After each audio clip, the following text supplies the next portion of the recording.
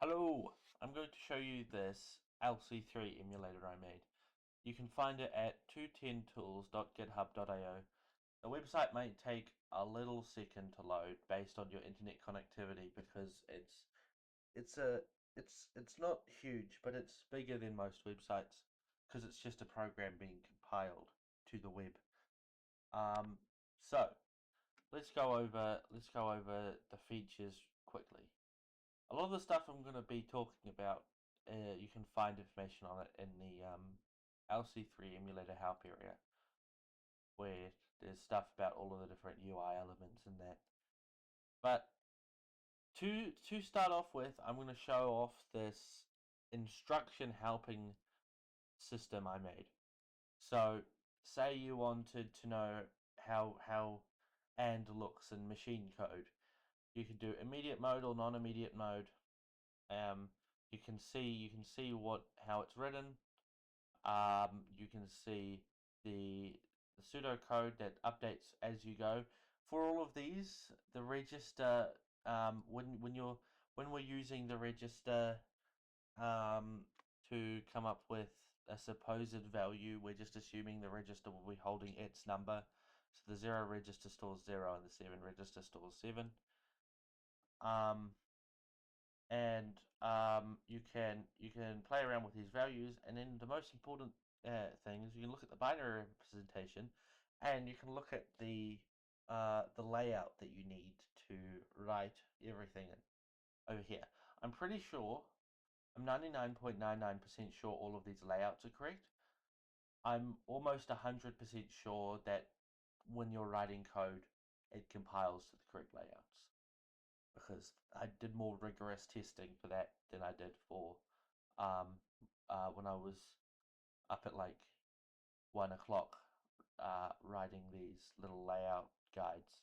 I'm pretty sure they're correct. If you find any bugs or any errors I made, please email me. That would be great. Thank you. My email is jackcrump-leys@gmail.com, written with no spaces or whatever. Just my name. You'll see it on my channel name on YouTube. Anyway, they're all of these ones. Some of them are more complicated than others. Some of them are super easy. And one caveat of my emulator is that we only support these trap vectors. These are all the ones I've seen used. So these are all the ones that I think are useful. If you find a trap vector and you think that it would be useful for me to implement it, please let me know, and I will probably do it unless it's like crazy difficult. Okay. And here's a little cheat sheet for it's very useful if you're writing your LC3 and you want to go, what does add do again, or what does Lee do again, right? And there's also information on number formats at the bottom here, and some sample programs. All of these have been tested; they all compile correctly. So let's grab this one, and we can look at some of the features of our emulator. So this is a program that requires input. You can see it uses the getC trap vector. This compiles to a trap instruction with 23 maybe? Let's check. No, that's in. getC is 20. Anyway, there are keywords for those trap vectors. So you don't have to write trap and then 20, but you can if you want to. The same thing. So if we run our program and we write hello, or actually I'll show you, we compile it, get this, get the machine code, and see we got trap 20, right? You look at binary, you look at it in decimal. I don't know why you'd want to look at it in decimal. These are the address numbers. These should be, I should really make these hexadecimal, which won't be hard. I'll do it after recording this. I've just been putting it off for no reason. And then, as you can imagine, what this does is it wants to get a character. So how does it get a character? Let's see. It asks us for input. Now, this is our input stack. So what we can do is we can write whatever we want in here. not stack, queue. It will fetch. It will fetch every time it does get C. It will fetch the first character, and then eat it off of our input queue, and then what this program does with that character is instantly output it. Um, Now get C puts it into the 0 register, outputs whatever's in the 0 register, and it repeats. Very simple program. If we, like I said before, this is just the trap instruction, so you can write trap and then x20, unless I'm sorely mistaken, in which case you can't do that. Okay, and then we'll run it, and then we'll write some input. There we are, same program. So don't worry about everything is supported. Everything's very cool. It works. Trust me, please. Now let's look at a more interesting example. This is a counter loop. It'll print the characters 0 to 9. This isn't super advanced. You can have a look and see how it works, but I'm just going to focus on the features of the compiler. So let's reset compile, not compiler, emulator. If you've got an error, for example, this is an instruction, it's whatever. We're resetting compile, it's like error unlearn opcode, blah blah blah. That's because when we saw that and we were like, all right, that's not an instruction, and thought it was a label, and R2 is not an opcode, so you can't put that after a label. That's why it's not got like a different error for that. I know it's a little bit weird, but that's just because labels don't have colons after them necessarily. Originally, I made it so that labels had to have colons after them because I think it looks nicer, and all of my examples have labels with colons, but you don't have to. You can remove the colon here, and it will compile just fine. If you try and reference a label that doesn't exist, it'll tell you, oi, that label doesn't exist. It says invalid immediate because label, all it is really just an immediate. You can set the UI, you can set dark, light, whatever, invalid immediate. Maybe I should make this a bit more readable. I'm very bad with colors and UI and stuff. Like, I don't really make UI programs, so I normally make CLI programs for my own use, so this is a very fun new thing for me. I definitely need to make this better though, it's hard to read. I'm going to pick some better colors. I was looking at that on my other monitor because my other monitor's got a different color profile. That looks just fine, but I'm looking at it on this monitor. It looks very bad. Okay.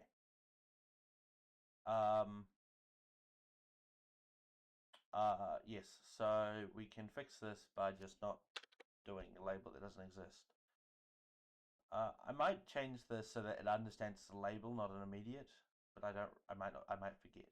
If that bothers you, email me about it and I'll do it. Okay. Let's run the code. So we've got small step, step, and run. Step, steps in instruction. Small step, steps in the cycle. And cycle, fetch, decode, get memory, execute. I know that in class we've been learning slightly differently. We've been learning fetch, decode, fetch operands, get memory, I think, execute, and then write memory, something like that. So I might change it to match that better, but when I designed this, I looked up processor cycle diagrams and I copied it off of that. These are color coded based on what's happening. So we're going to set the MAR, MDR, and IR, and the PC is the main thing we're doing. These flags, you know how flags work, 1 or 0. Only one of them should ever be active at a time. So make sure you don't leave them all on 0 because that's undefined behavior, or leave 2 of them on 1 or 1, 2. I think in the code, whenever the flag's update, it does make sure that the others are 0, but that doesn't happen for every instruction. It actually, in these instruction references, it tells you if it does. So it says sets condition codes. So you can look out for these, and whenever it says sets condition codes, just be assured that whatever the destination register or whatever it stores or loads, that's how it's going to be setting them. We can run our program. It's going to print 0, blood, to 9, I think. I've forgotten. Yeah, 0 through the 9. Now you can run it real fast, but you can also run it real slow.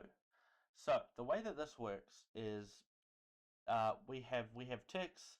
Ticks are really just the frame rate that the program is running at, which is normally 60 frames per second. It might be running at 30 on your system. So if we run it at 23 ticks between updates, then every 23 frames, it's going to do this many updates, right? So we can see how that looks here. If we go back to processors, compiler, processor cycle, and we run it, we can see that it's going to do one update every 23 frames. We can increase this to make it do updates slower. We can increase this to make it do more instructions at a time. Now, of course, the fastest thing you can do is put this all the way down here and put this on 1,000. That'll instantly complete your program, basically, unless your program's huge. A humongous program or an infinite loop or something.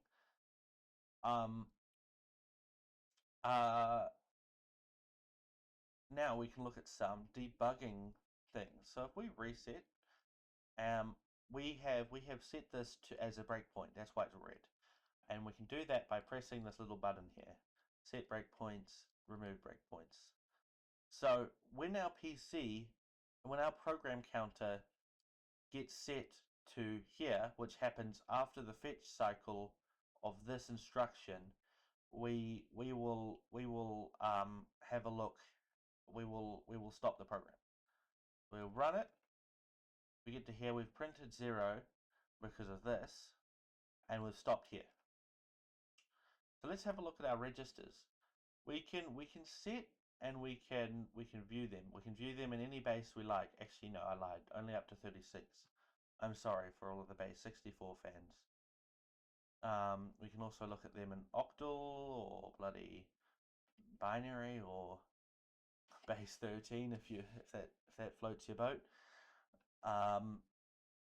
And of course we can look at our flags. And if we wanted to, we can mess this all up and watch it do something strange. Because why not?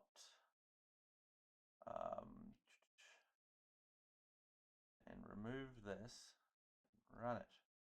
Wow, it only printed 0. I probably changed the thing that was stopping the loop from keeping on going. I probably made this make it negative, something like that. I'm not paying attention. Now, you can obviously write very complicated code in here.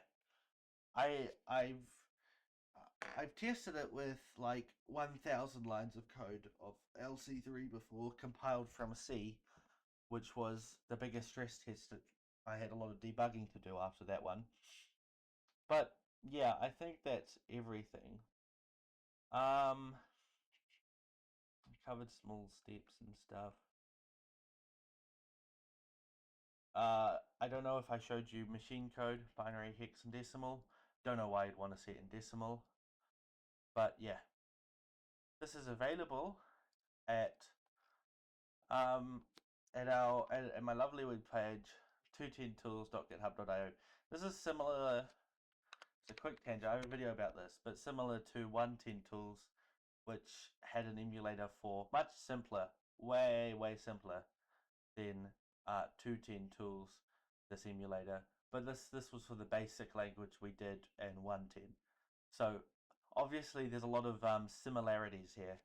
If you can spot the differences, I did just copy the code from the previous tool and then updated it a little bit to support LC3. So obviously it still has base converter, doesn't start with an alphabet, it's a do-it-yourself alphabet. Do I have to make it like that? No. Will I change it? I probably forget. So send me an email if you want me to put it in. Actually, that's so easy. I'll just do it after this recording and do that in like 5 minutes or less than 1 minute. But anyway, you can enter a number here. I know, let's say it's base 2. Convert it to base 16. Wow, it's 15 now. Maybe this one's base 16 and this one's base 2. Wow, it's this number. Awesome. That concludes the broadcast.